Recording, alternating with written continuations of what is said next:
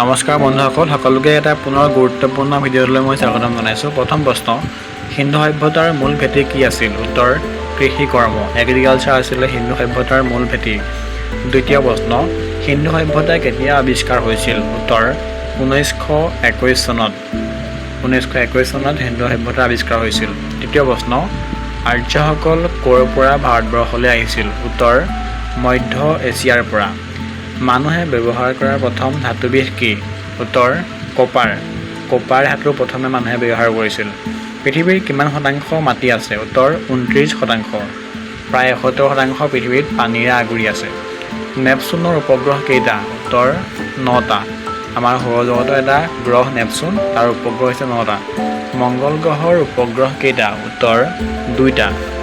মংগল গ্ৰহৰ দুটাকৈ মুন আছে, উপগ্ৰহ আছে।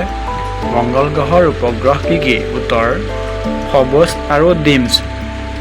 ফবছ আৰু ডিমছ হৈছে মংগল গ্ৰহৰ দুটা উপগ্ৰহ। মহাকাশৰ উজ্জ্বল নক্ষত্ৰ কি? সকলোৱে জানো, উত্তৰ, সূৰ্য।